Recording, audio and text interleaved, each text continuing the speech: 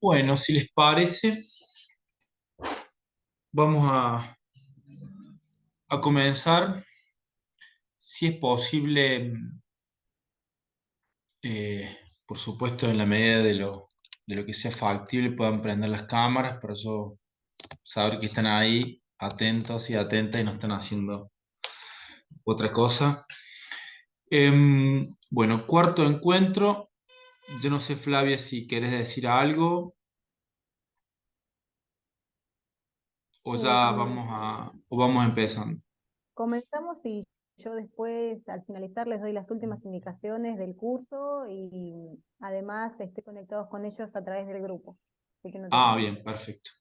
Bueno, bueno, ¿cómo están? Buenas tardes, espero que bien.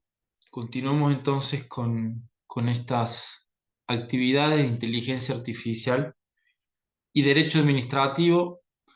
Básicamente, a lo largo del desarrollo de todo este curso, de estos encuentros, hemos vinculado las nuevas tecnologías con el derecho público en general, el derecho constitucional y en particular el derecho administrativo, sobre todo analizando la evolución normativa, jurisprudencial y el impacto de las nuevas tecnologías en el área del derecho público, sobre todo en la gestión pública y en la función administrativa.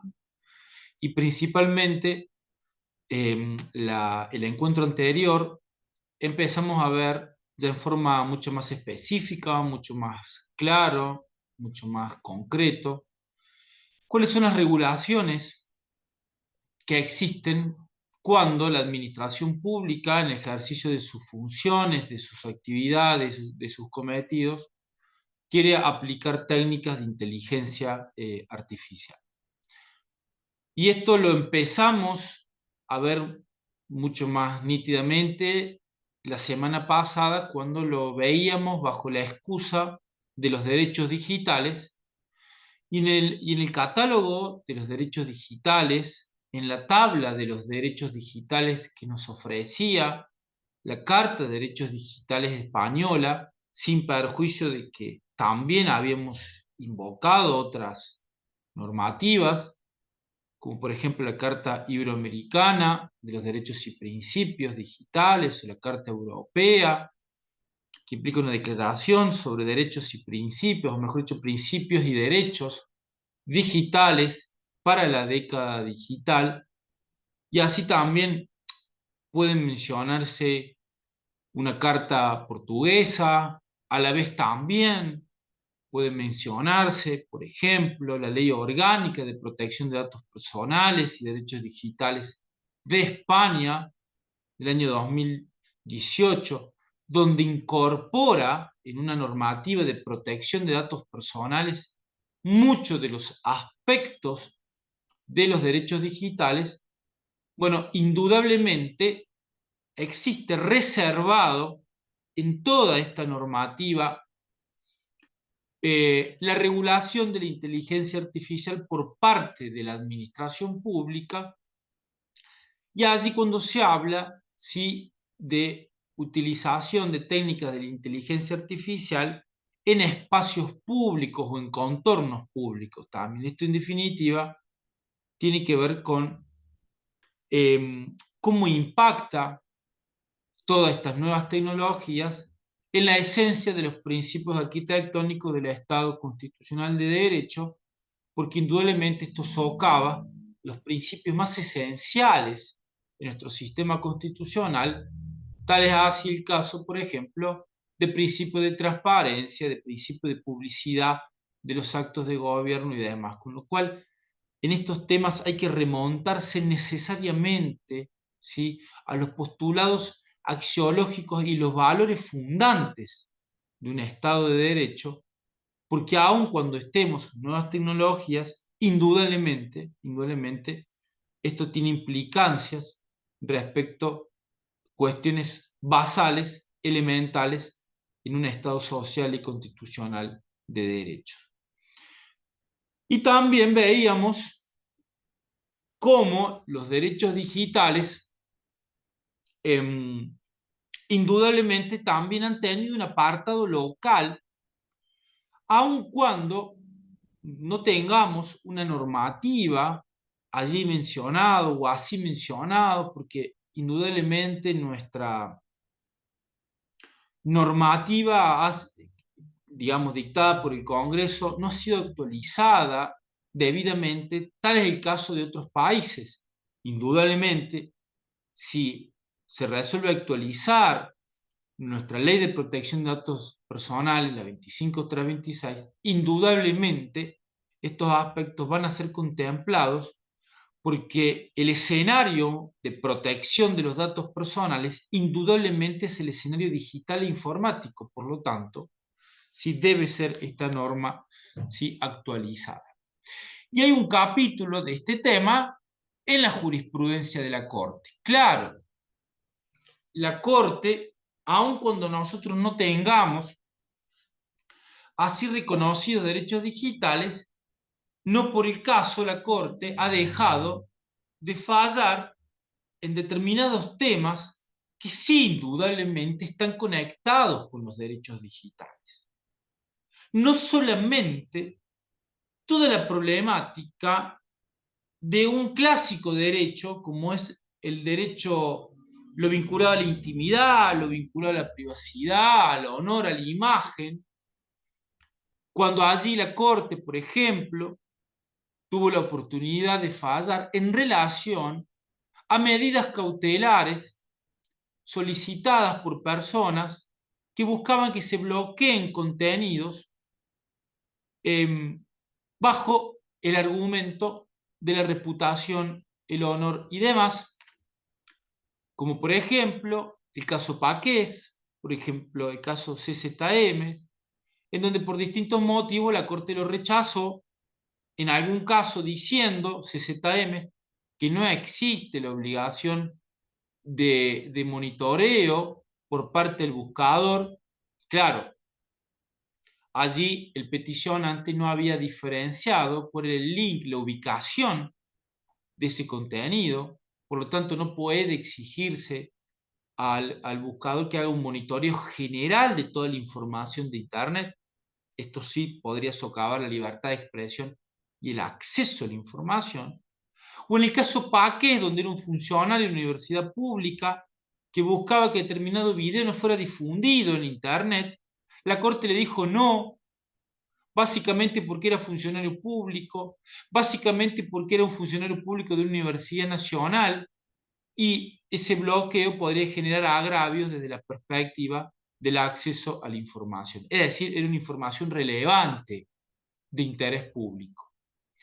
También la Corte se despide respecto de derechos digitales de una manera tangencial, yo diría a modo de óbiter, no de holding, cuando tuvo la oportunidad, ¿sí?, de analizar cuál es la responsabilidad civil que tienen los buscadores respecto a publicaciones dadas por titulares de páginas de Internet de contenidos lícitos, ilícitos o nocivos.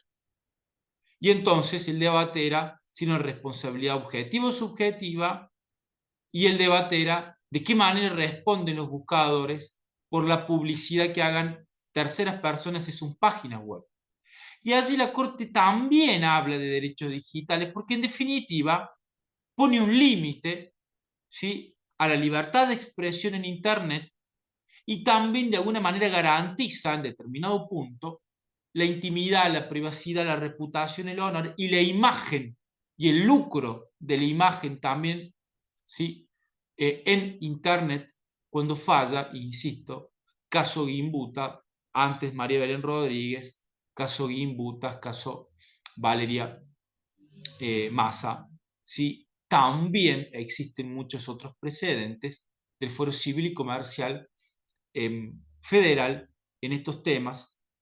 Caso Mayorano también es un tema que seguramente la Corte va a fallar, y que entonces se ha expedido en estos temas, y podemos también mencionar otra jurisprudencia. Pero yo creo que el caso por excelencia donde están encuadrados los derechos digitales es en el caso Natalia De Negri contra Google, que es yo entiendo que los mencioné, pero me gustaría volver con este tema para después sí ya pasar, ¿sí?, a la regulación de la inteligencia artificial en el ámbito de la administración pública. Voy a compartir pantalla para volver con este tema, porque me gustaría también que pensemos y reflexionemos el impacto que tiene el derecho al olvido en relación a la administración pública y las potestades públicas. Porque indudablemente, acá cabe la pregunta si es posible, spoileo un poco el tema, pero vayámoslo pensando entre todos, si es posible invocar el derecho al olvido frente a la administración pública. Comparto entonces aquí pantalla y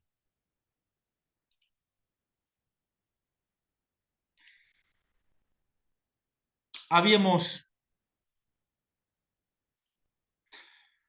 mencionado el derecho al olvido. ¿Se ve bien, no? Perfecto, sí.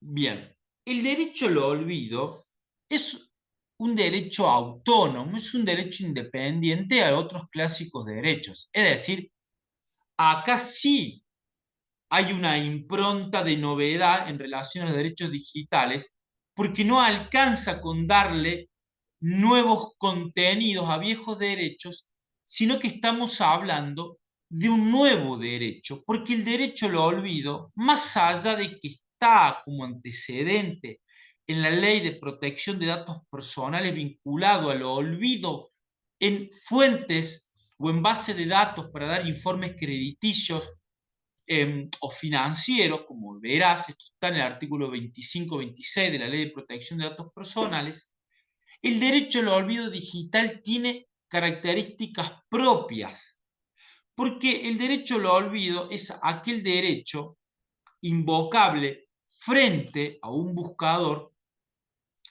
en donde la información y el dato nace lícita, es legítima su recolección, no obstante su difusión a través de los buscadores de Internet la torna desproporcionada.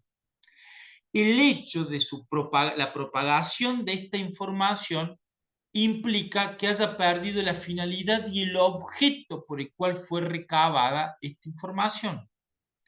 Y por lo tanto, la circunstancia de que no es información ilegal, no es información desactualizada, no es información errónea, tampoco es una información confidencial o íntima, sino que es una información cuyo acceso ha perdido finalidad y objetivo por el cual fue recabada. Es decir, ya esta información, por el paso del tiempo, es innecesaria, impertinente, imprudente. Tiene que ver con la lealtad de la información. Habíamos hablado que la Carta de Derechos Digitales dice que el dato tiene que ser leal. Y por lo tanto, cuando hablamos del derecho al olvido digital, ese dato deja de ser leal, porque la proyección de la información que nos viene a través de un buscador de Internet es una información desactualizada y es una información parcializada de una persona. Es decir, no genera un análisis completo de esa persona. Por lo tanto, allí el derecho al olvido digital tiene contornos distintos a los clásicos derechos ARCO de acceso, rectificación, confidencialidad y oposición. En la Unión Europea, esto se resolvió cuando se falla el Tribunal de Justicia de la Unión Europea, la Gran Sala, en el caso Google en Spain contra, en realidad era el caso Costeca, contra Google in Spain, conocido como Google in Spain, en donde un ciudadano catalán, donde cuando se googleaba su nombre, surgía un dato de un periódico de difusión digital, donde constaba que él era deudor del sistema previsional español, cuando en realidad esa deuda la había saldado. Y entonces, sin tocar y sin variar y modificar la fuente originaria, porque está protegida por la libertad de expresión, él buscaba una restricción de esa información a través de los buscadores, lo que tuvo un fallo positivo a través de un caso del sistema protectorio de la Unión Europea. Esto llevó a que se incorporase el año 2016 en el Reglamento General de Protección de Datos Personales de la Unión Europea, que entrará en vigencia en el 2018, el famoso derecho al olvido, y lo pone entre paréntesis como derecho de supresión, lo que a mí me parece, esto lo publiqué en un artículo, no está del todo correcta esa vinculación entre la supresión y el derecho al olvido, con lo cual, en mi opinión, debió ser más clara el reglamento europeo. Pero en definitiva, se habla del derecho al olvido en la Unión Europea, y después distintas organizaciones internacionales dictan normas aclaratorias estableciendo criterios respecto a cuándo podría darse un caso del derecho al olvido, como por ejemplo datos de menores, por ejemplo también información sensible, como por ejemplo información que ha pasado muchos años, información que no existe un interés de acceso, y el límite al derecho al olvido es la fuente originaria de información. El límite al derecho al olvido es la información de naturaleza penal. Y en nuestro país, la Corte, en la causa Natalia de Negri, directamente lo que generó previamente audiencias informativas donde la Corte recibió las opiniones de los amicus curiae. Yo tuve la oportunidad de participar en esas audiencias en marzo del año pasado como amicus curiae, y dábamos la opinión. Personalmente, en mi opinión, debía hacerse lugar a la demanda de Natalia de Negri.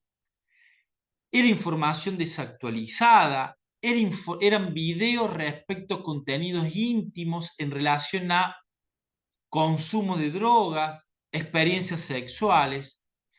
Esos videos se habían subido a YouTube sin la autorización de ella, porque ella sí consintió ir a los programas de televisión de Mauro Viale, pero no que se suban a YouTube. Ella había revocado el consentimiento a través de cartas, documentos posteriores. Al momento de generarse la información era menor de edad, con lo cual debía fallarse también con una perspectiva de género. No se violaba la libertad de expresión, porque el límite de la libertad de expresión, conforme al artículo 13 del Pacto San José de Costa Rica, es el tema de la violencia moral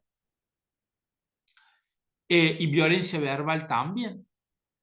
Con lo cual, era un caso que la Corte pudo haber fallado a favor de la actora que había demandado a Google y confirmando, ¿sí?, las sentencias de segunda instancia. La Corte, el 28 de junio del año 2022, hace lugar al recurso extraordinario y rechaza la demanda con costas.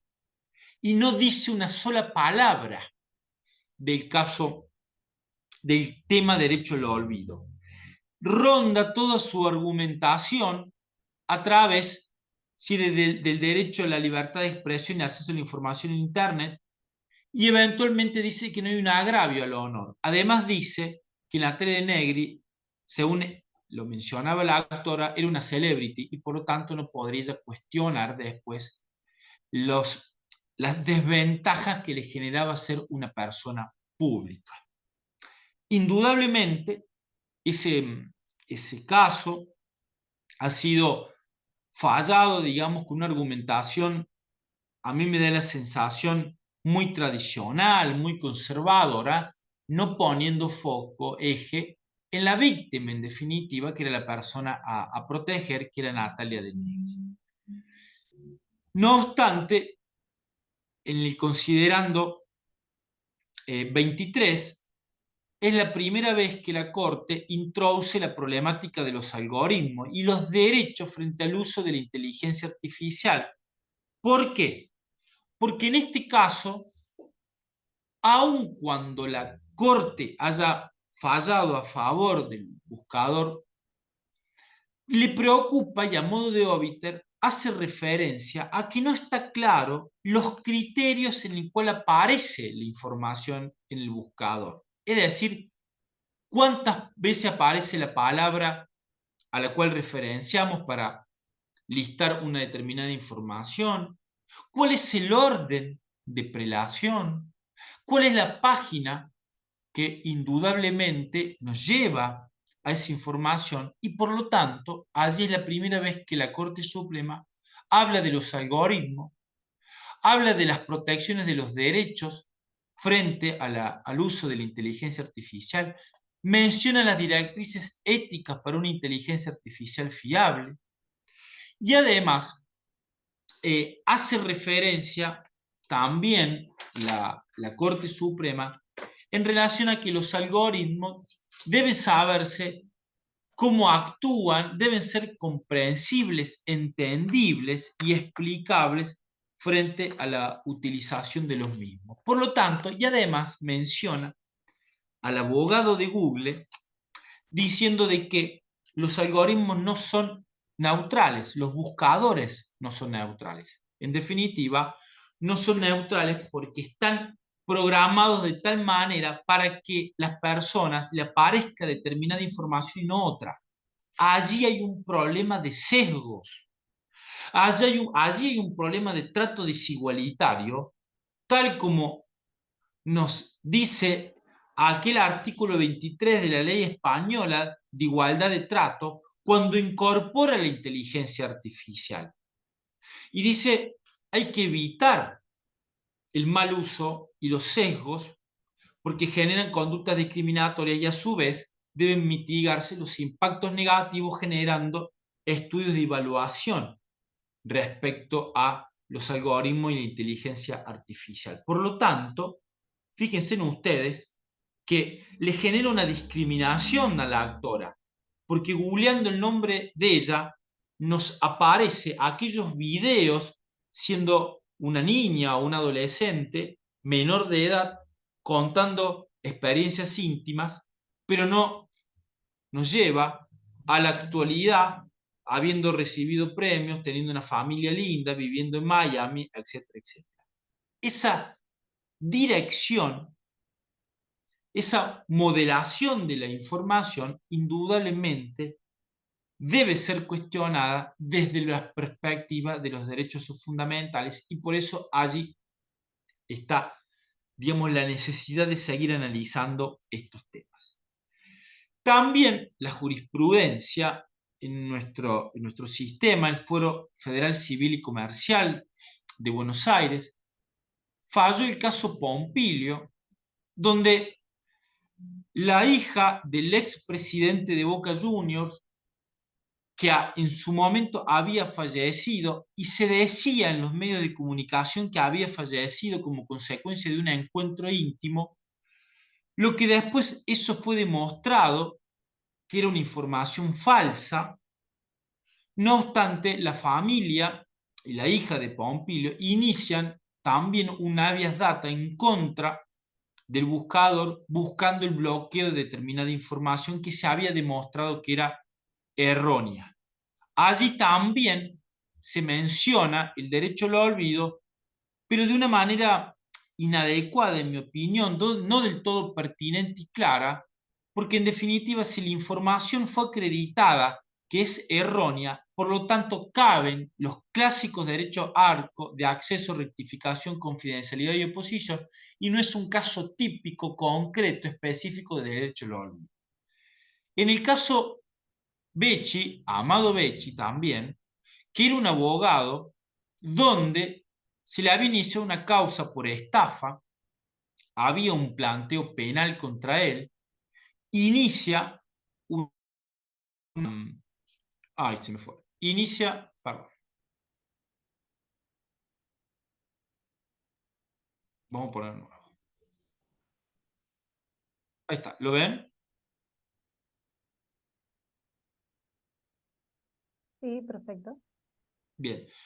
Inicia, en el caso Amado Becchi, inicia una causa porque él después fue declarado absuelto en esa causa penal. Y también hay un planteo de derecho al olvido. Allí, la Sala Tercera de la Cámara Civil y Comercial Federal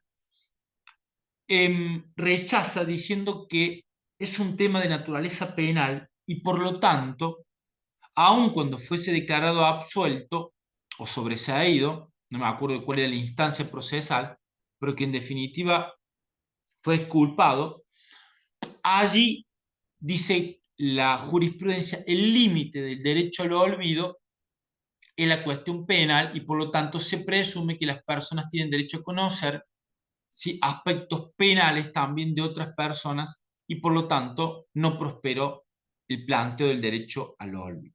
Ahora bien, ¿cuál es la vinculación que existe entre el derecho al olvido y las potestades públicas o la administración pública en ejercicio de las funciones administrativas? Yo diría, son tres vinculaciones. Primero, la primera vinculación es que existe una autoridad de aplicación que ejerce funciones administrativas públicas, que es la Agencia de Acceso a la Información Pública. Y por lo tanto, la autoridad de aplicación que tiene bajo su órbita la responsabilidad de resguardo de los derechos ARCO y la integridad de los datos, puede ella ordenar el bloqueo, ¿sí?, a determinadas prestadores o bases de datos de información respecto a un determinado dato. Por lo tanto, es la autoridad de aplicación de la Ley de Protección de Datos Personales. Segunda vinculación. ¿Es posible el derecho al olvido digital que sea invocado y ejercido frente a la administración pública? Yo creo que sí. Supongamos que esté publicado en el boletín oficial una resolución donde diga que a Ricardo Muñoz se lo declara cesante y se publica el decreto, pero después, por un fallo posterior, se le hace lugar a la revisión judicial y ese decreto es revocado por una sentencia judicial firme. Por lo tanto, ese decreto, y no se publique además la sentencia, ni tampoco se publique el decreto que revoca el anterior. Por lo tanto, cuando googleamos y ponemos el nombre Ricardo Muñoz, salta que ha sido dejado cesante, cuando en realidad eso no ha sido así porque fue revocado. Como no se puede alterar el boletín oficial, digamos, en papel, o la fuente originaria, podría haber alguna pretensión positiva de un derecho al olvido, porque allí es una información que ha perdido finalidad, ha perdido objetividad, hay un desinterés y a su vez no es del todo completa, está incompleta, no es un dato leal porque ese decreto ha sido revocado. Con lo cual es posible, en este caso hipotético y cualquier otro más, que sea un ciudadano el que invoque el derecho al olvido, ¿sí?, cuando la información se encuentra alojada en alguna base de datos o en algún portal o en alguna página, ¿sí?, de la administración pública. La tercera relación es si es posible que quien invoque el derecho al olvido sea la administración pública o el Estado, nacional, provincial o municipal, por un dato, digamos, que lo tenga, que lo opere, que lo maneje la administración pública. ¿Puede invocar la administración pública un derecho al olvido? En principio no, porque los datos son de información pública por principio, hay un principio de publicidad, el principio de mayor divulgación o de máxima divulgación y por lo tanto no podría invocarse ese derecho al olvido salvo que el dato sea confidencial o sea reservado. Lo que sí podría hacer la administración pública es invocar como persona jurídica los derechos ARCO, porque la protección de datos personales no solamente cabe en cabeza y en resguardo de una persona humana, sino también de una persona jurídica, por lo tanto sí podría invocar un derecho de acceso, rectificación, confidencialidad y oposición de un dato, pero que, insisto, es un tema de derechos ARCO y no es un tema de derecho al olvido. ¿Está claro hasta acá? Sí. Bueno. Continuamos entonces con regulación de la inteligencia artificial en el ámbito de la administración pública. Voy a compartir pantalla nuevamente y me voy a ir un segundo.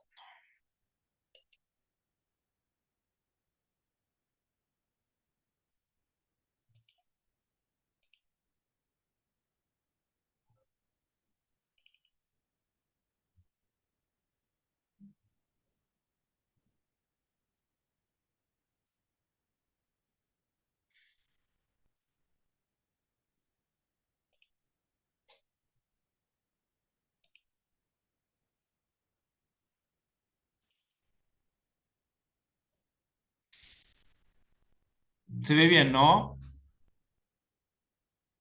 Sí, Bueno, el uso de la inteligencia artificial en el ámbito de la administración pública se nuclea básicamente por la problemática de las decisiones administrativas automatizadas.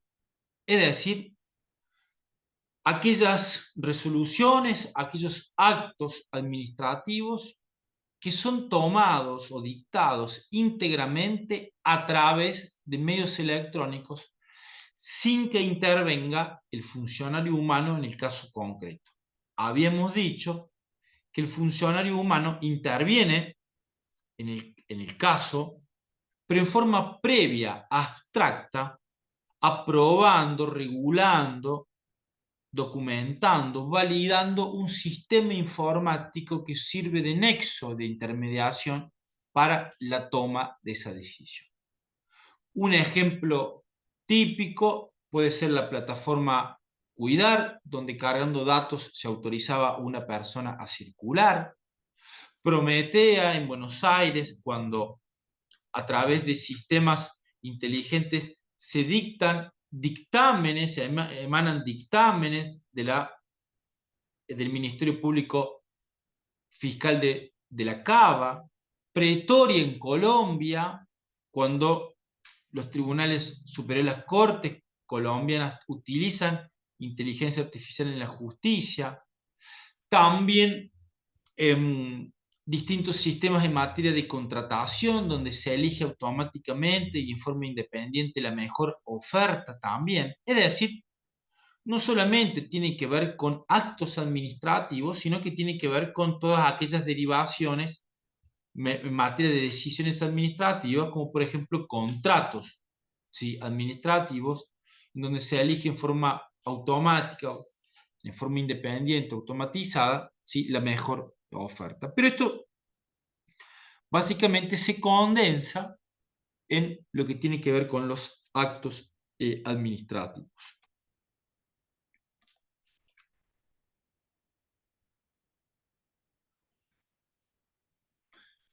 Em, Indudablemente, y para señalar algunos aspectos introductorios, como para tirar algunos tips, digamos, que me gustaría conversar con ustedes y que tienen que ver con aspectos, digamos, basales en estos temas, que es lo siguiente. Primero, las asimetrías regulatorias. Indudablemente hay administraciones públicas que están más tecnificadas, están más modernizadas, tienen mayores sistemas de innovación y por lo tanto es mucho más fácil que se implementen estos sistemas inteligentes. Indudablemente esto no pasa en otras administraciones públicas donde manejan expediente papel exclusivamente y poco se ha podido avanzar. Estas asimetrías regulatorias generan dificultades porque el ciudadano indudablemente se encuentra en una misma posición con distintos regímenes jurídicos. Tendrá por un lado administraciones públicas tecnificadas y se les va a notificar automáticamente a través de plataformas digitales como Ciudadano Digital en Córdoba, donde se toman decisiones y se notifican a través de correo electrónico, y por otro lado tendrá notificaciones en papel. Con lo cual, estas asimetrías regulatorias generan dificultades desde el punto de vista de la implementación. No obstante, todas las administraciones públicas tienen una vocación innovadora, dice el CLAD, en la Carta Iberoamericana de Innovación en la Gestión Pública, donde allí se establece algunas cuestiones de indudable importancia. La Carta Iberoamericana de Innovación en la Gestión Pública es un texto soft law, es decir, no es un texto imperativo, no es un tratado internacional ni mucho menos, es un documento del CLAD, pero allí, de alguna manera, se encuentra condensada todas las problemáticas respecto al uso de la inteligencia artificial por la administración pública.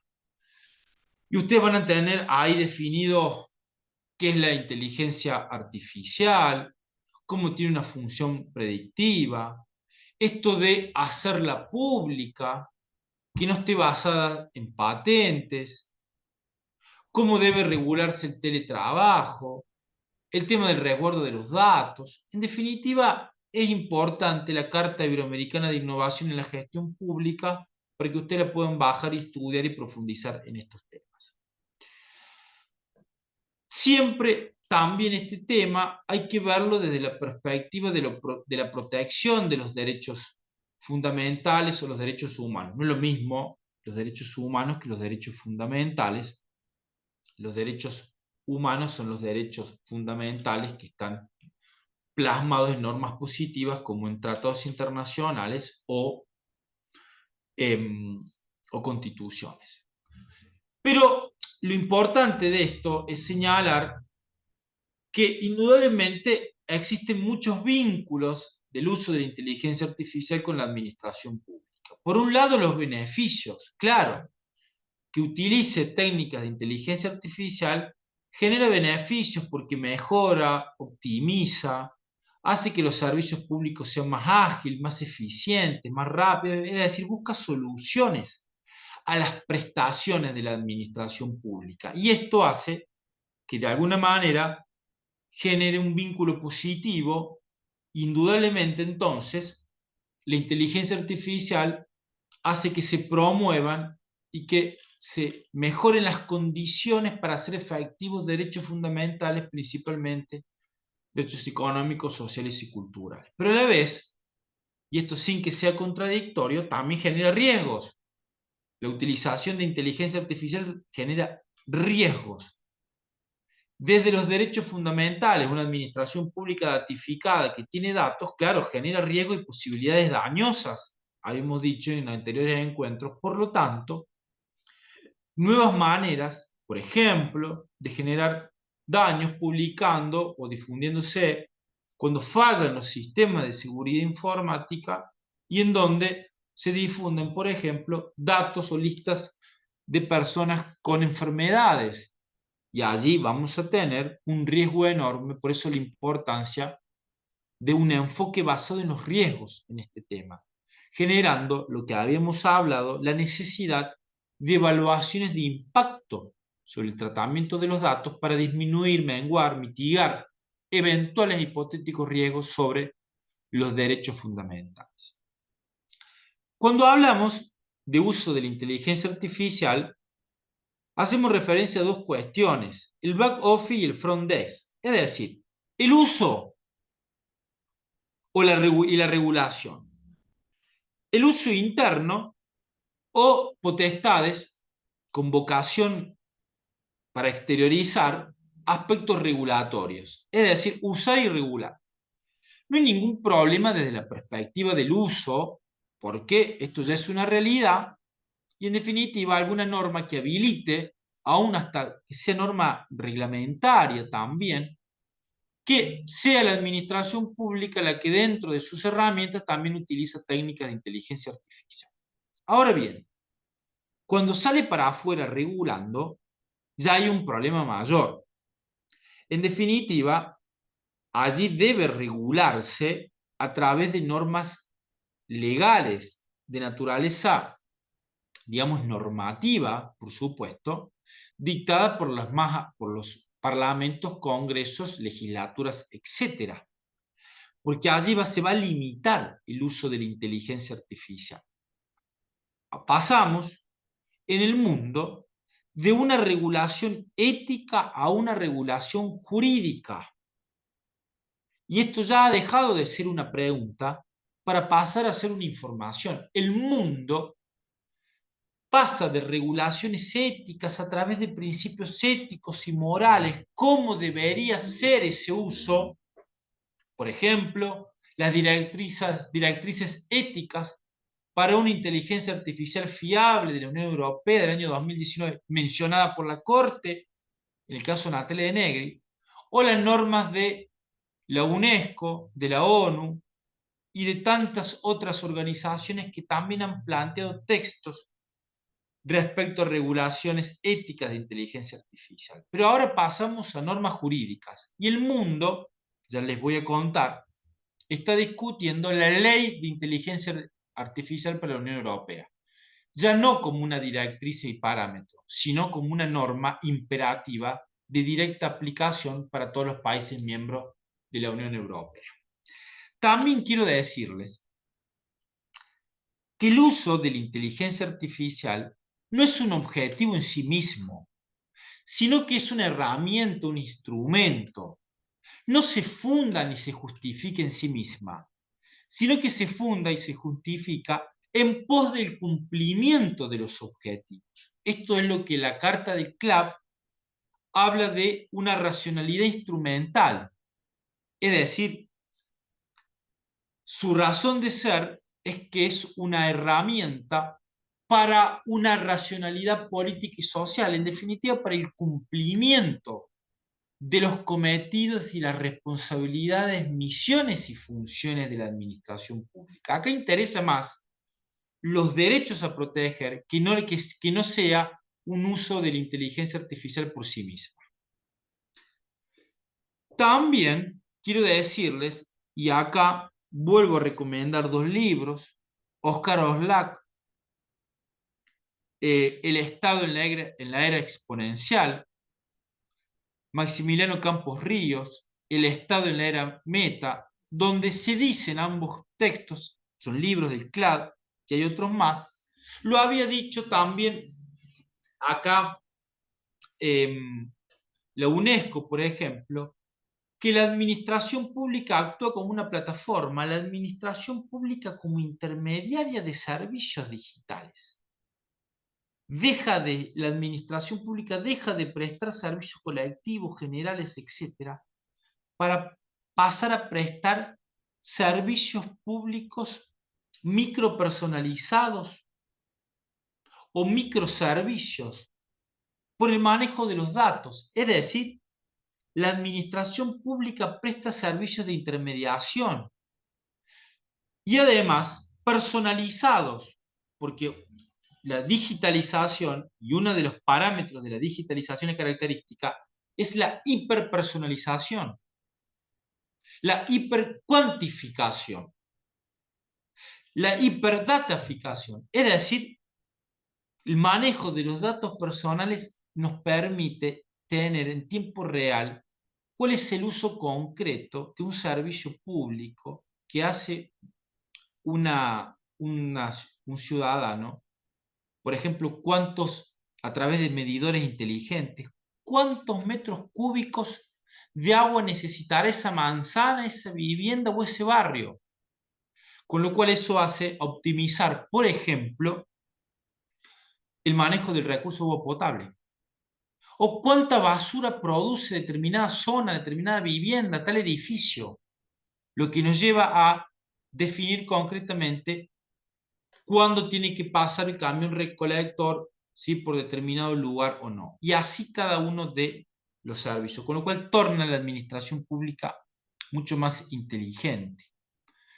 Y el CRA también habla de administración inteligente y habla de inteligencia colectiva, no solamente inteligencia artificial, inteligencia colectiva, es decir, donde participen los ciudadanos, porque el combustible de la inteligencia artificial son los datos personales, que tienen valor social. Y es una nueva manera de ver al principio de colaboración del administrado en relación a la administración pública, eso que estudiamos. El administrado es un colaborador, claro, acá es un colaborador de verdad, porque cede datos personales para la toma de decisiones y eso tiene un gran valor y contenido social, tiene un valor agregado, dicen los autores. Y esto permite predecir, esto permite anticiparse, esto permite tomar decisiones basadas en información, políticas públicas basadas en información y en evidencias. Por eso, no solamente una gobernanza, sino una gobernanza anticipatoria al problema a través de información.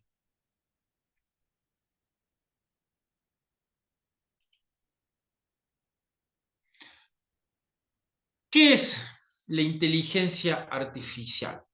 Bueno, esto indudablemente es complejo de, de explicarlo, digamos, y por supuesto además, digamos, esto supera, digamos, la opinión de un abogado, la formación de un abogado. Pero básicamente, la inteligencia artificial implica la utilización de programas informáticos programados, preestablecidos, que a través de secuencias, a través de procesos secuenciales del manejo de datos, se obtiene un resultado o una decisión. Indudablemente, un sistema inteligente utiliza algoritmos y también utiliza lo que se denomina redes neuronales. Hay inteligencias artificiales mucho más complejas y otras mucho más simples. Inteligencia artificial de caja blanca son aquellas inteligencias donde puede saberse el resultado, y las inteligencias artificiales de caja negra no se sabe por qué se llega a ese resultado, porque es tan complejo el algoritmo que no se puede trazar, hacer una trazabilidad respecto al dato. Esto también tiene que ver con el principio de explicabilidad y demás. Por lo tanto, secuencias preestablecidas, secuencias parametrizadas de toma de decisiones, parametrizadas o matrizadas, como también se dice ahora, y en definitiva se toman decisiones a través de técnicas de inteligencia artificial. Hay sistemas más complejos que son de inteligencia artificial generativa, como por ejemplo el ChatGPT. Es inteligencia artificial generativa porque se produce información, es tan compleja que no se sabe cómo, y además se va autogenerando, se autoentrena a través de técnicas de Machine Learning y por lo tanto se va, digamos, enriqueciendo el sistema, haciendo cada vez más complejo y por lo tanto produce determinada información que no se sabe cómo. Por eso, inteligencia artificial generativa.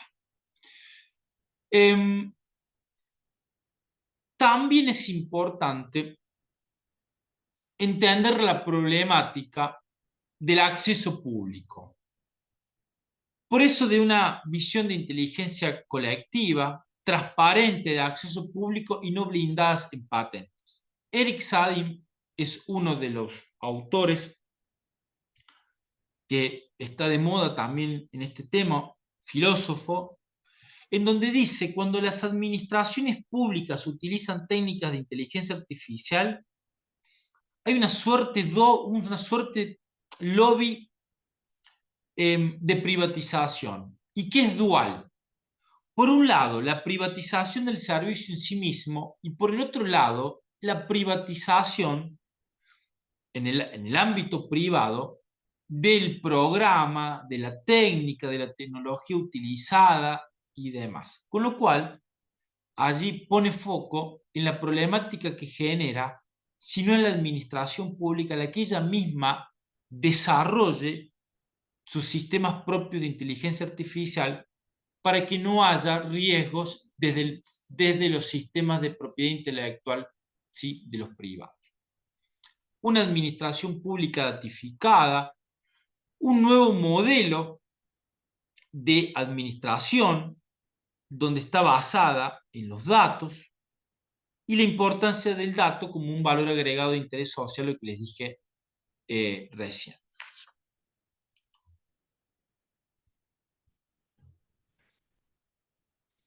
¿Cómo se vincula la inteligencia artificial con el derecho administrativo? Primero decirles una cuestión que parece obvia, pero que no está del todo claro también, es que la inteligencia artificial, el sistema inteligente, el algoritmo, no es fuente de derecho. La fuente de derecho es lo que conocemos por la norma, por la jurisprudencia, por la doctrina, etcétera, etcétera. La inteligencia artificial es meramente un instrumento, una herramienta, una intermediación. Y obviamente, supongamos que utilicemos un algoritmo para que la plataforma Cuidar tome una decisión y nos diga si estás habilitado para circular o no estás habilitado para circular. En definitiva, la fuente del derecho es la norma, los decretos de necesidad de urgencia que establecían, por ejemplo, cuáles eran las actividades esenciales y cuáles no eran las actividades esenciales. Muchas veces ustedes van a encontrar esto que se denomina positivismo algorítmico, que es un eufemismo, es una manera de decir que en realidad la norma es plasmada en un lenguaje informático para que después, a través de la matrización, se tome una decisión. Pero en definitiva, es una norma que después es descifrada en un lenguaje de programación para que después el sistema tome una decisión. Pero la fuente sigue siendo el derecho. Fíjense acá también lo que hemos hablado del derecho administrativo de la información, esto lo hemos mencionado, Javier Barnes Vázquez, que habla de un nuevo derecho administrativo, donde los aspectos en relación a la protección de datos personales deben ser aspectos de impostergable estudio, porque la administración pública es una de las principales organizaciones que opera, maneja, clasifica, trata, etcétera, etcétera, datos personales. Por eso, un nuevo contexto, un nuevo escenario de una administración pública moderna, donde sea innovadora, creativa, predecible justamente por el manejo de la información y también la simplificación. Esto simplifica mucho a la toma de decisión en el ámbito de la administración. Y muchos de estos aspectos que ya hemos visto, ¿sí?, en encuentros anteriores. Y a partir de aquí, muchos de la doctrina ha hablado de que cuando se utiliza un sistema informático, un sistema inteligente para la toma de decisiones, hay una suerte de potestad legislativa algorítmica. Podemos llamar como una suerte también de potestad reglamentaria algorítmica, en donde básicamente implica el paso de lo que una norma reglamenta y señala para que eso sea traspasado a un lenguaje informático de programación de un sistema y que a partir de ahí se tome la decisión con algún grado de autonomía o decisión. Porque indudablemente la plataforma Cuidar, por ejemplo, y sigo con el mismo ejemplo que trabajábamos, responde y refleja lo que ha querido el DNU. Y por lo tanto, lo que dice el DNU en un lenguaje claro, concreto y jurídico es pasado a un lenguaje de programación. En este punto hay que diferenciar los actos administrativos electrónicos de los actos administrativos de elaboración electrónica. El acto electrónico es de alguna manera aquel acto que tiene un continente, es decir, un respaldo digital o electrónico. Por ejemplo, un PDF que circule donde allí se encuentra un documento que es un acto administrativo. Es decir, un respaldo, ¿sí?, electrónico o digital. En cambio, en el acto de elaboración electrónica, el problema no es el continente, es decir, dónde se aloja, sino que se pone foco en el contenido. La decisión es elaborada electrónicamente o digitalmente. Es decir, no tanto el sostén tecnológico, sino la decisión tecnológica o la decisión tomada en forma automática, en forma independiente, en forma automatizada. Por eso, cuando hablamos de decisiones administrativas automatizadas, hablamos de actos administrativos de elaboración electrónica. El sistema informático, entre comillas, elabora esa decisión. En realidad, quien la elabora es el funcionario de manera anterior, cuando valida el sistema, cuando lo documenta, cuando lo aprueba, y allí es cuando se toma la decisión. Es decir, que siempre va a estar la persona, pero ya vuelvo con esta problemática. Básicamente, cuando hablamos de potestad reglamentaria algorítmica, este traspaso de la norma al sistema, básicamente la doctrina se pregunta, por ejemplo, Juan Corbalán, en su Tratado de Inteligencia Artificial, cuando habla de las actuaciones administrativas automatizadas, dice, bueno, pero ¿qué pasa con el elemento competencia y voluntad? Es decir, cuando se toma una decisión a través de un sistema de inteligencia artificial, donde está parametrizado, donde está matrizado, está programado, allí se respetan los elementos esenciales de competencia. Podemos decir también, ¿qué pasa con la causa, con la motivación? ¿Está realmente acreditada la voluntad de la persona, del funcionario, o no hay ni competencia ni voluntad? Indudablemente, si llegamos a la conclusión de que no se respetan, que hay vicios, que no está demostrada la competencia ni la voluntad, por lo tanto tendremos un problema de vicios de los elementos esenciales del acto administrativo, con lo cual van a ser nulos de nulidad absoluta. Y acá Juan Corvalán dice, bueno, hay que diferenciar dos posibilidades. Lo que llama la potestad reglamentaria espejo, en donde hay un reflejo entre la norma y el sistema, entre el lenguaje natural de la norma y el lenguaje computacional del sistema. Siempre, aclaro, vamos a estar hablando de potestades regladas, porque si hablamos de potestades discrecionales, ahí tendremos ya una pregunta mucho más compleja, porque no existe tal tecnología que pueda generar una decisión administrativa en el marco de potestades discrecionales, porque indudablemente esa potestad discrecional es de la persona y la discrecionalidad tiene que fundarla una persona humana. Con lo cual, me salgo de eso y siempre hago referencia a potestades o actividad reglada y no discrecional.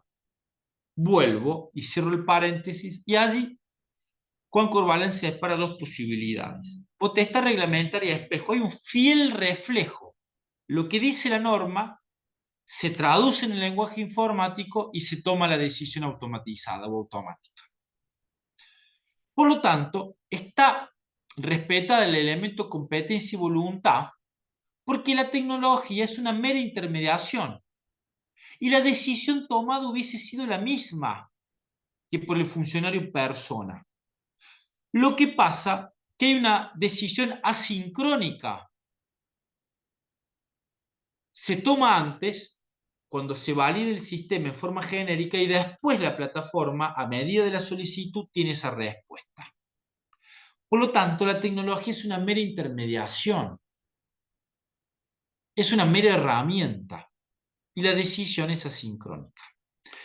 En cambio, en la potestad reglamentaria basada en inteligencia artificial, allá es mucho más complejo porque no se sabe a ciencia cierta cómo se tomó esa decisión. La inteligencia artificial es un sistema de inteligencia artificial de caja negra, más complejo, y por lo tanto, si no se puede explicar, o mejor dicho, si no se puede traducir en un lenguaje informático lo que dice la norma, o en su caso hay potestades discrecionales, por lo tanto allí vamos a tener un quiebre del elemento competencia y voluntad.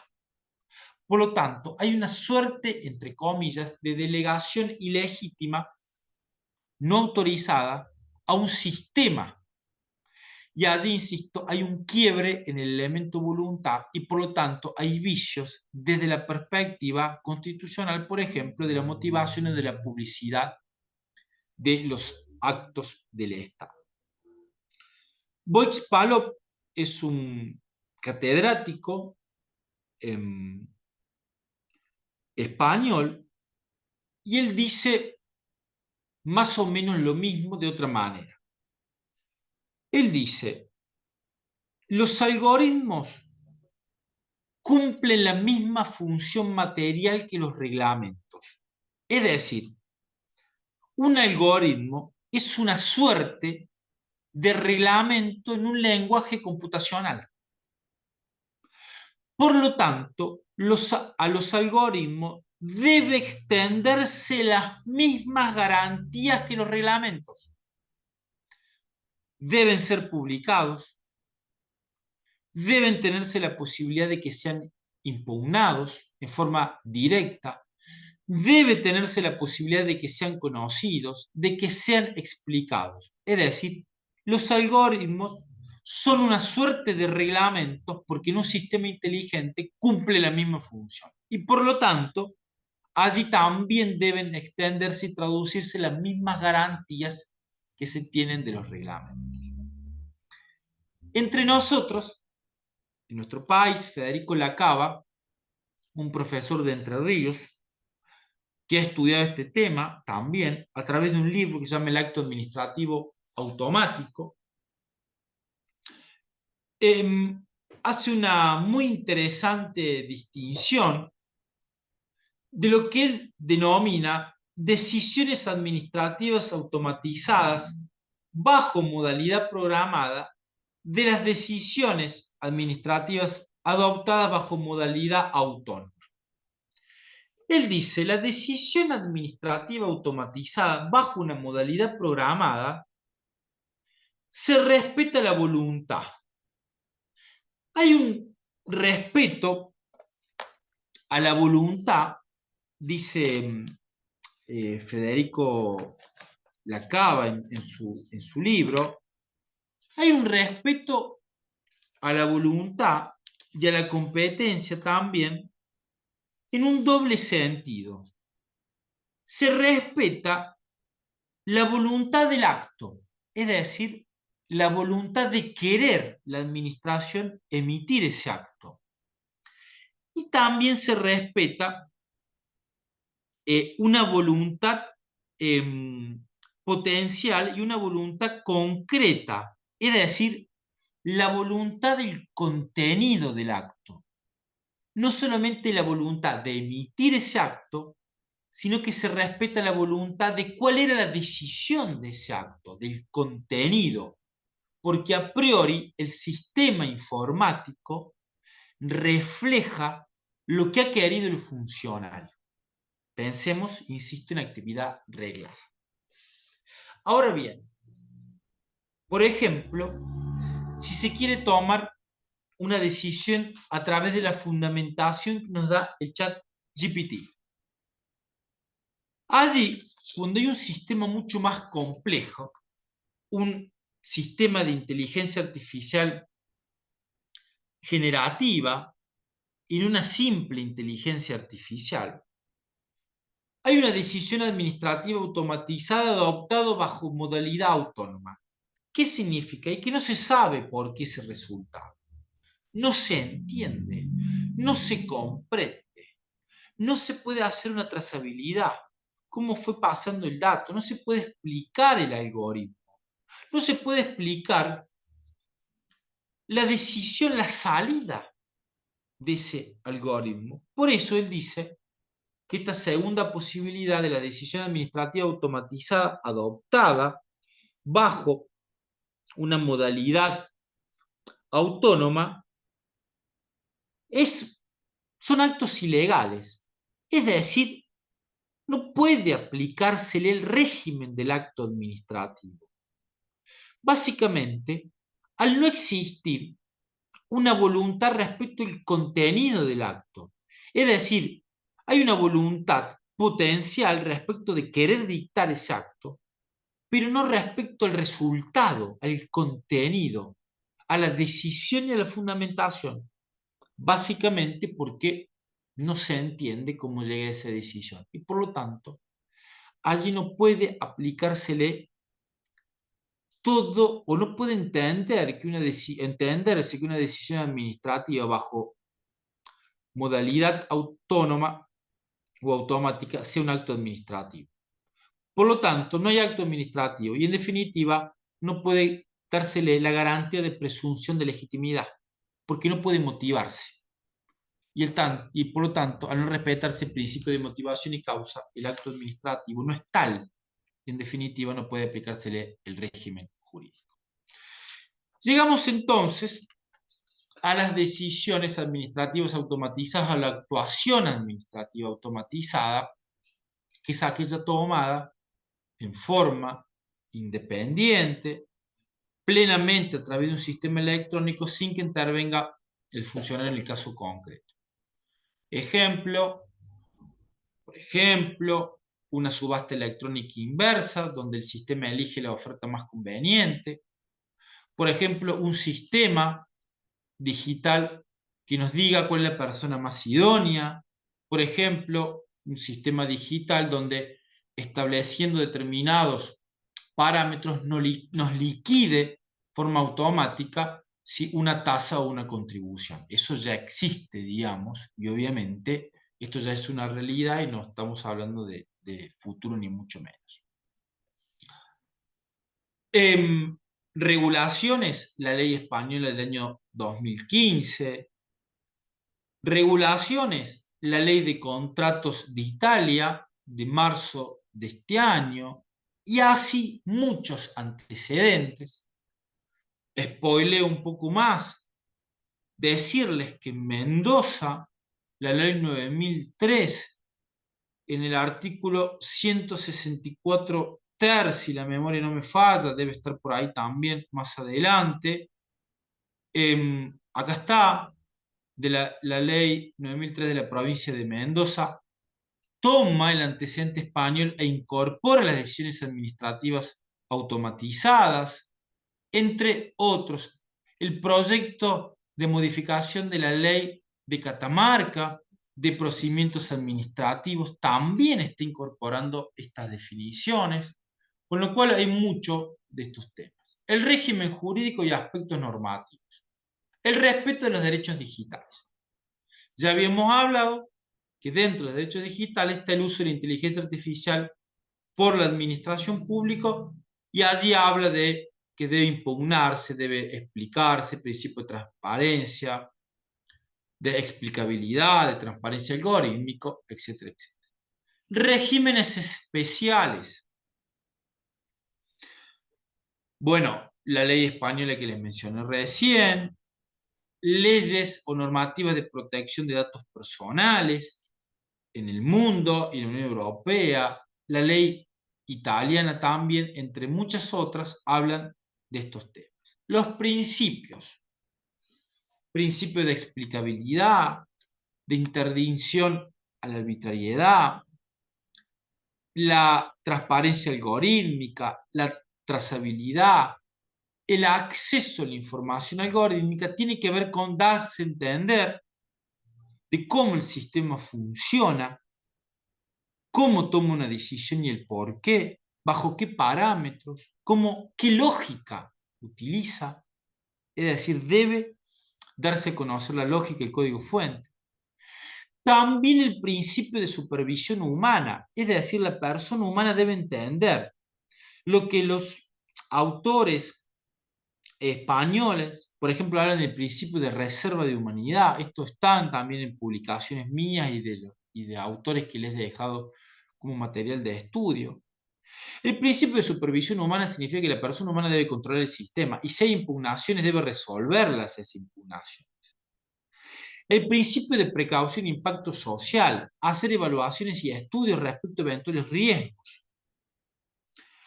Controles de nuevos requisitos del acto administrativo. Claro, además de los clásicos elementos del acto administrativo, hay que también respetar elementos adicionales. Debe aprobarse el sistema de inteligencia artificial, debe decirse qué autoridad la debe controlar, qué autoridad la debe supervisar, cómo se documenta, cómo se entrena el sistema, debe darse a conocer, ya le hemos hecho referencia. En definitiva, principios adicionales que tienen que ver con la legalidad del acto y el control administrativo y judicial. Y esto es interesante. Una decisión administrativa tomada enteramente por una plataforma digital ¿puede ser impugnada? Sí. Es más, se exige el principio de impugnabilidad de las actuaciones administrativas automatizadas. Debe garantizarse la impugnación. Y la pregunta es, ¿a través de qué sistemas, qué herramientas y recursos administrativos, cuáles? E indudablemente, acá se pone en crisis el recurso administrativo de reconsideración. Y claro, ¿cómo vas a reconsiderar para que el mismo sistema vuelva a tomar la decisión? Y la decisión va a ser la misma. Si está parametrizado, está matrizado, está preestablecido para que se tome esa decisión. Por lo tanto, aquí debe estarse a recursos que implican que no sea el mismo sistema que resuelva, que sea una persona humana, que revise y controle el principio de supervisión humana y reserva de humanidad. Por lo tanto, ¿sí? Un control humano suficiente en estos temas. Puede recusarse y excusarse la decisión, o mejor dicho, se recusa y se excusa el funcionario que toma la decisión. Y preguntarnos, ¿puede recusarse o excusarse una decisión tomada por un sistema inteligente? En principio no. En principio no, porque el sistema está preestablecido, programado con anterioridad para que frente a tal hipótesis se tome tal otra. Por lo tanto, no hay, en principio, cuestiones de subjetividad o de agravio respecto de objetividad, neutralidad, etc. Allí la doctrina, Delgado, por ejemplo, dice que, bueno, en realidad podría acreditarse si se demuestra que el sistema está preestablecido para perjudicar a alguien o a algún administrado. Un tema o un caso muy de gabinete, digamos, muy de hipótesis que difícilmente pueda darse, porque en definitiva, aquí lo que yo le quiero traer para que podamos reflexionar cómo un sistema inteligente que es utilizado por la administración pública para la toma de una decisión, bueno, se pone en crisis cómo actúan los sistemas tradicionales clásicos de impugnación administrativa, impugnación judicial.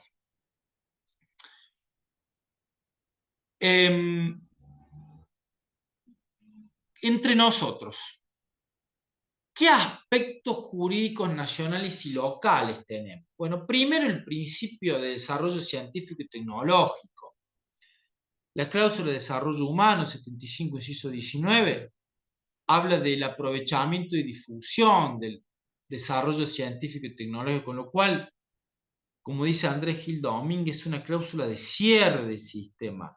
Nos permite restringir para resguardar derechos y también nos permite garantizar derechos para el uso público, colectivo, el beneficio de todos de la inteligencia artificial.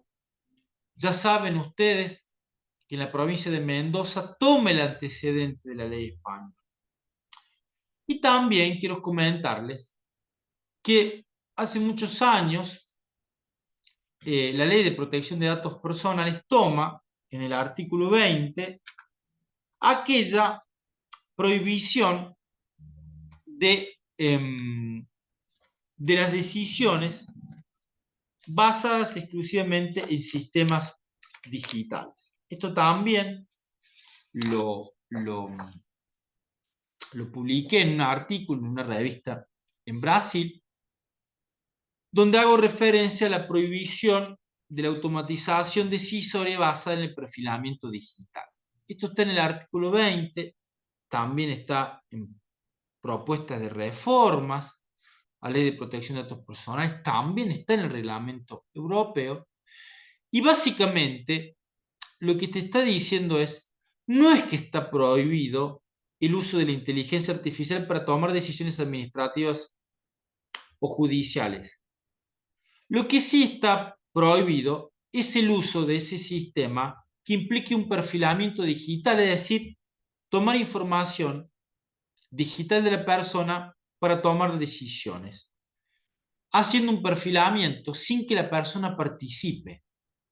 Por lo tanto, está permitido un uso complementario de la inteligencia artificial, no un uso sustitutivo de la persona que pueda generar dificultades desde la perspectiva de los derechos fundamentales.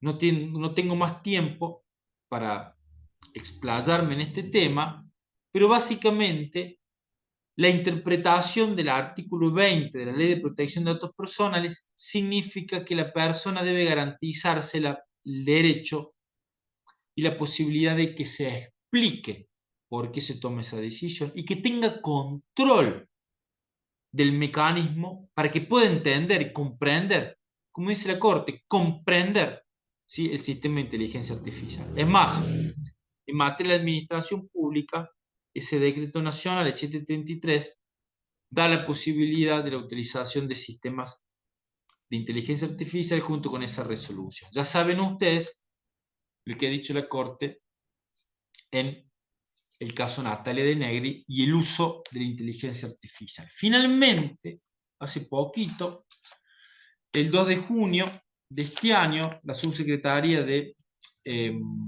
Tecnología de la Información y la Comunicación, que depende de la Jefatura de Gabinete, dicta una recomendación, yo diría, dicta una resolución, donde aprueba lo que se denomina las recomendaciones para una inteligencia artificial fiable, tomando como modelo y como base las normas de la UNESCO sobre inteligencia artificial. Y básicamente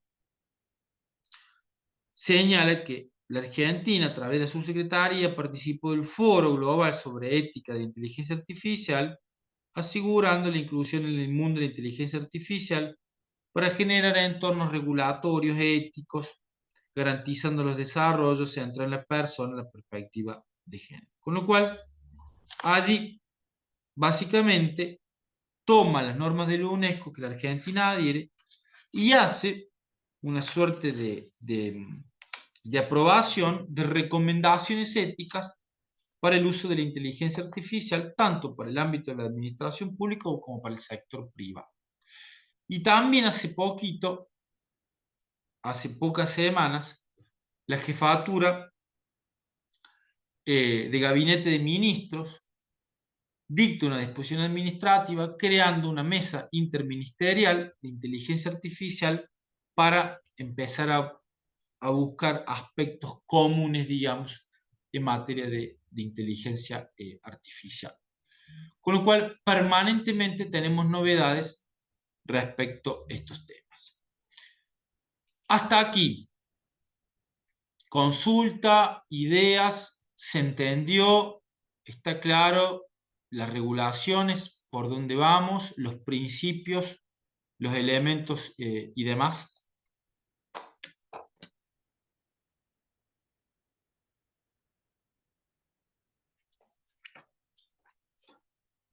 Fíjense ustedes, por ejemplo, para mí la norma más completa en estos temas, que es la italiana, el Código de Contratos Públicos Italianos, de marzo de este año, habilita la utilización de los procedimientos automatizados en el ciclo de vida de los contratos.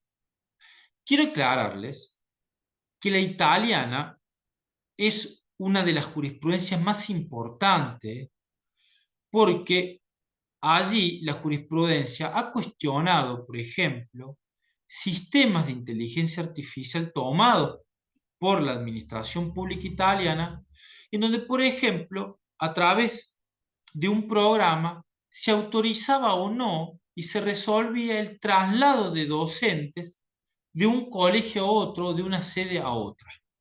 Esto generó cuestionamientos porque no se entendía por qué, no se había difundido, no se explicó cómo era el sistema y por lo tanto allí la jurisprudencia italiana ha dicho no, debe darse a publicidad ese sistema y explicarse por qué toma esa información. Por eso Italia también es un país que permanentemente referenciamos en estos temas.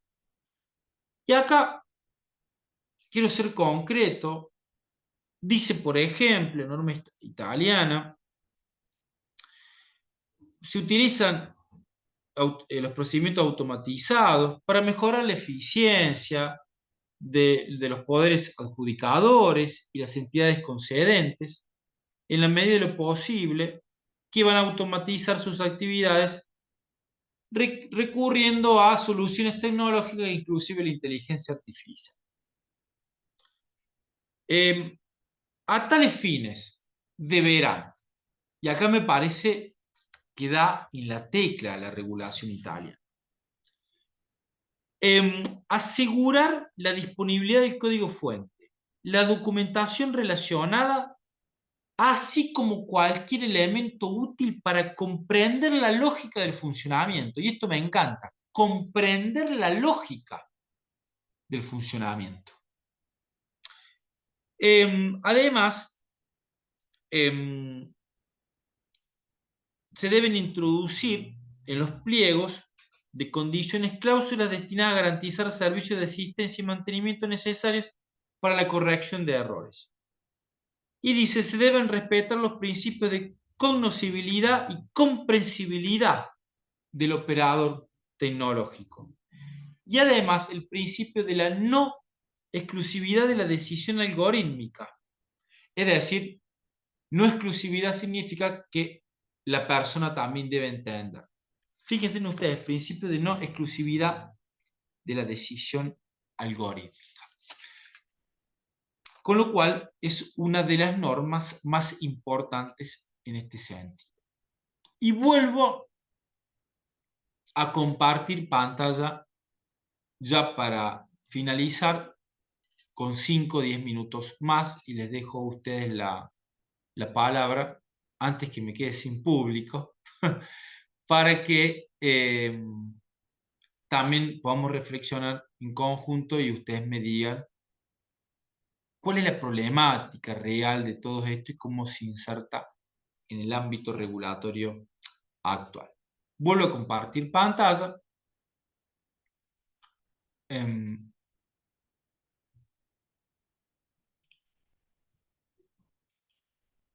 Acá estamos.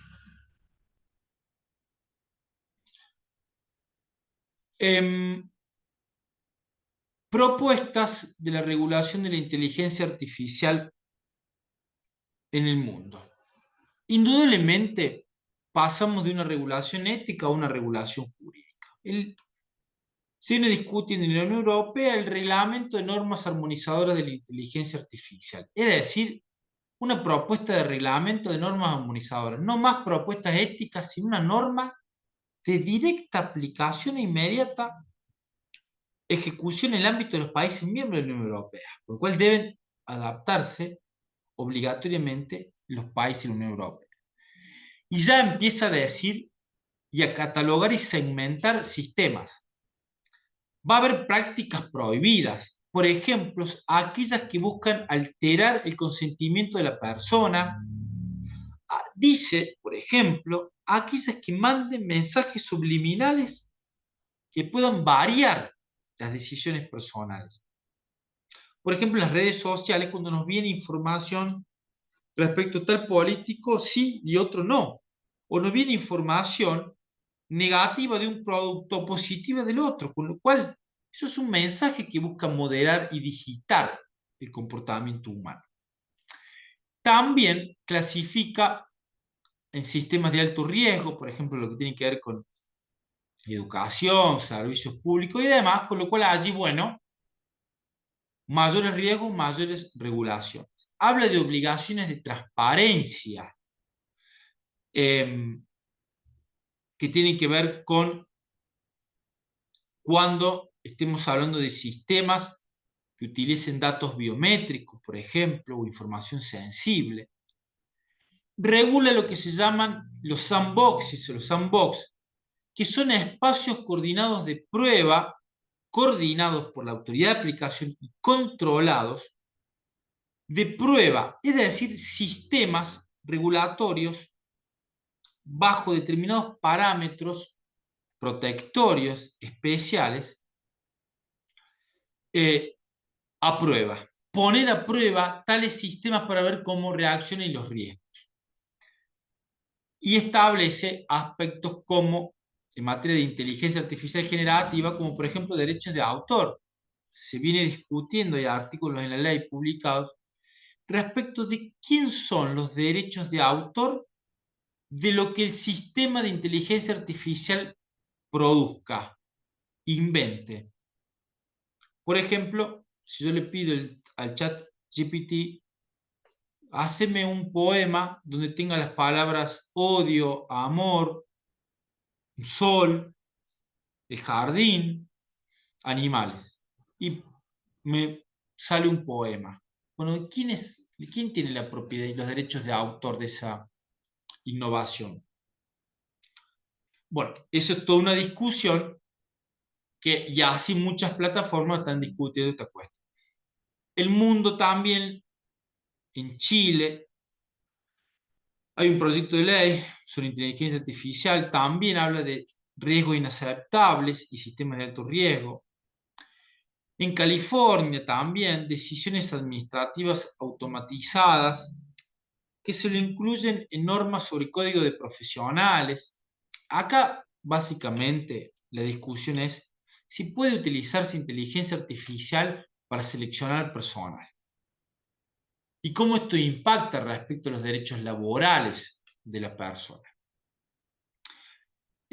Bueno, en China también servicio de inteligencia artificial generativa y es muy importante, nuevito, de agosto de este año, la Agencia Española de Supervisión de Inteligencia Artificial. Ya el gobierno español, aun cuando la Unión Europea todavía no haya sancionado un reglamento de inteligencia artificial, se adelanta España, se adelanta España y la Unión Europea y dicta un decreto creando la Agencia Española de Supervisión de Inteligencia Artificial que va a funcionar en la Coruña. Indudablemente, también incorpora el tema de los sistemas de sandbox, es decir, espacios controlados de prueba, para ver el impacto que va a tener, digamos, la inteligencia artificial, con lo cual esa agencia española no es para la inteligencia artificial solamente de la administración pública, sino la inteligencia artificial que también van a utilizar, ¿sí?, los privados. Finalmente, ustedes saben que el mundo se ha transformado. Indudablemente, esto nos hace reflexionar, sobre todo dos autores que están de moda, bueno, Byung Han, el que está abajo, en El Enjambre, en Biopolítica, y en un montón de otros libros. Bueno, hace referencia también al lo que se llama, no solamente él, sino otros autores, el fin de la teoría. Es decir, ya no nos vamos a manejar con conceptos, sino con datos. Es decir, hay un conocimiento secuencial de la información y no por teoría o por un principio o por una idea. Básicamente podemos verlo en un lenguaje vulgar. La información o el dato mata el concepto de la teoría, porque más que entender una idea, se necesita el dato y esa información muchas veces lamentablemente es más importante que la teoría. Algo así también dice un autor chino, Hugh Hui, en un libro Recursividad y Contingencia, que no es fácil leer ese libro, no porque esté en chino, esté en castellano, pero es un filósofo, digamos, que a los que tenemos formación jurídica nos va a costar mucho más, pero él también hace referencia a este problema, digamos, de la recursividad y contingencia desde el punto de vista de la generación permanente de datos y el impacto que trae sobre el conocimiento. Bueno, son dos autores, junto a Eric Sadim y otros más, que se los recomiendo también para desde la perspectiva de la filosofía puedan entender el impacto, digamos, que tienen las nuevas eras respecto de la era digital, respecto de las determinadas ciencias y también la ciencia jurídica. Bueno, hasta aquí llego, traté de sintetizar lo mayor que se podía todos estos aspectos. Están en los papers míos que le hemos pasado. Esto está también en determinada bibliografía y las fuentes que les he dado, con lo cual, bueno, un poco existen antecedentes, esto como un disparador que nos invita a reflexionar y también creo que humildemente, digamos, con la propuesta de la Escuela de Abogados del Estado de Río Negro, y agradezco a Flavio también, ustedes tienen mayores elementos con todas, digamos, estos encuentros para pensar, resolver expedientes, diagramar, reflexionar sobre propuestas normativas y, en definitiva, determinados aspectos, antecedentes y parámetros jurídicos, muchos de esos de referencia, pero otras normativas vigentes para la Argentina que nos pueden servir, sí, para en nuestra formación, en nuestras investigaciones y también nuestra actividad diaria en el ámbito de la administración pública, ¿sí? Para entender y comprender un poco más esta problemática. Así que para ustedes, si quieren comentar alguna cuestión, alguna duda, alguna pregunta y alguna reflexión final en relación a qué piensan ustedes, cuál es el riesgo de todo esto, cómo se sitúa la administración pública en este contexto. ¿Mm? ¿Cómo se sitúa, cómo se ubica la administración pública en este contexto? Y sobre todo, cuál es la problemática mayor, que indudablemente, por supuesto que atrae todo esto, el problema de los derechos fundamentales, de los derechos humanos, pero que hay riesgos y toda esta normativa lo que busca es menguar, mitigar, evadir esos riesgos poniendo foco en la persona y sus derechos. Así que, bueno, para aquel o aquella que quiera decir algo, mucho gusto.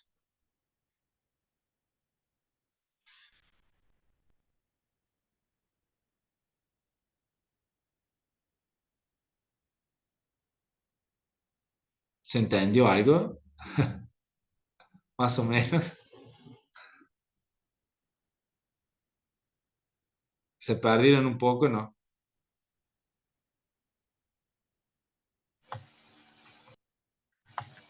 Profesor, bueno, yo participé de las 4 clases. La verdad es que es un tema súper interesante. Desde mi lado estoy compartiendo la asistencia en abogados del Estado, pero trabajo desde una empresa del Estado en realidad, donde la modernización está bastante lejana. Y bueno, fuimos introduciendo algunas prácticas. Cuando retomamos un poco los conceptos de gobierno electrónico, nos dimos cuenta que hay algunas cosas que estamos haciendo, pero esto lo vemos un poco más a la distancia. Y la verdad es que es súper enriquecedor. Yo agradezco haber podido participar y poder, bueno, ir nosotros actualizándonos y viendo un poco la vanguardia de lo que es la inteligencia artificial.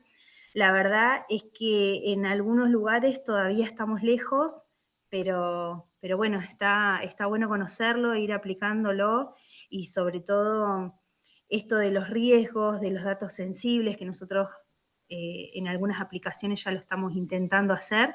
Eh, bueno, nada, agradecer y súper enriquecedor el curso y bueno, y nos llevamos mucho para seguir estudiando y enriquecimos muchos de los conceptos que lo veíamos medio lejano, el tema de la inteligencia artificial en el derecho administrativo, así que muchas gracias. Bueno, indudablemente, gracias Romina, indudablemente estamos todos muy lejos, digamos. Si no te creas que es una problemática puntual, sino que es general. Sentimos que cuando abordamos estos temas, esto es un verdadero chino y que no lo podemos vincular con un área disciplinar muy tradicional, muy conservadora, que es el derecho administrativo, pero indudablemente por ahí, sin darnos cuenta, lo estamos aplicando y bueno, esto nos tiene que abrir la cabeza, esto nos tiene que inspirar, esto hay que utilizar otras fuentes, hay que salirnos de la zona de confort para indudablemente meternos en esto, porque si no lo hacemos nos van a llevar puesto y vamos a tener ya conflictos judiciales con particulares, con administraciones, etcétera, con lo cual también esto hay que anticiparse, digamos, a eso. Así que, bueno, gracias y estoy de acuerdo, Romina, en el ámbito general, digamos, que has planteado.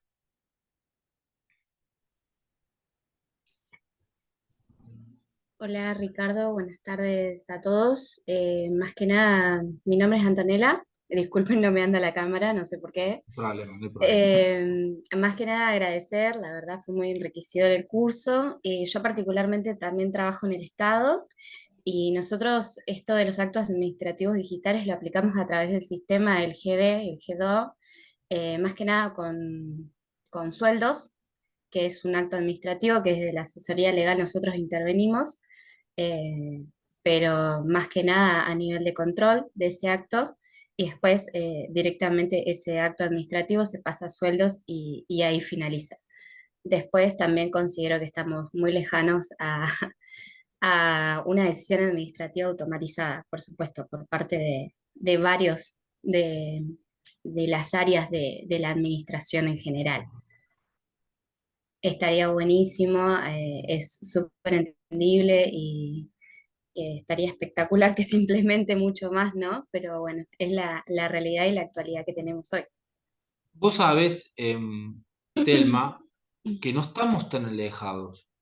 Porque una liquidación de un sueldo, me viene bárbaro tu ejemplo, una liquidación de un sueldo a través de un sistema es un acto administrativo de elaboración programada. Simple, o sea, hay que parametrizarlo y decir, bueno, hay que liquidar ganancias con estos montos, tiene esta categoría, etcétera, etcétera, tiene esta antigüedad. Y muchas provincias han dicho que la liquidación de un sueldo es un acto administrativo, con lo cual liquidar un sueldo puede ser un acto administrativo, una decisión administrativa automatizada. Ni hablar de un acto tributario, una determinación tributaria. Un sistema parametrizado, también programado, que liquide impuestos. La determinación tributaria es un acto administrativo tributario. Con lo cual, no estamos tan lejos, estamos sin darnos cuenta, como lo decimos con Romina, estamos, lo que pasa es que lo relacionamos de otra manera, digamos. Y con sistemas, digamos, básicos, esta problemática indudablemente se aplica. Después hay cuestiones mucho más complejas, donde bueno, el análisis es otra, pero una determinación tributaria puede ser un acto administrativo de elaboración automática.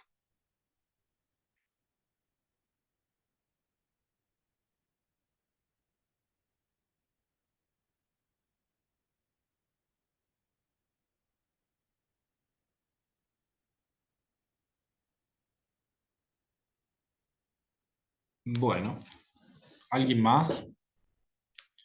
Si no, seguramente Flavia tendrá algo por decir, pasarles algún mensaje.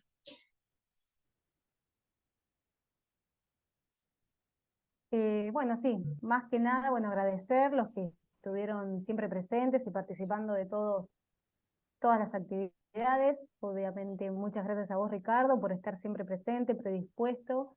El curso es muy interesante.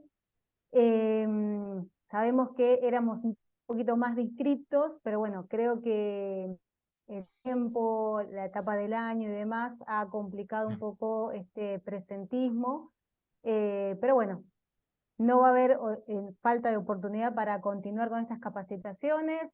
Como les dije el encuentro pasado, las encuestas que estuvimos realizando, se nota la necesidad de seguir trabajando en este tipo de propuestas y en relación a este contenido, así que seguramente el año que viene volveremos a realizar algún encuentro, charla o curso para seguir avanzando y profundizando. En relación a la finalización del curso, en plataforma, como dijo el doctor, hay material para leer, para que ustedes continúen trabajando sobre esto, y se habilitará la semana que viene el módulo 5, que estará tanto el examen como así también una encuesta para continuar trabajando.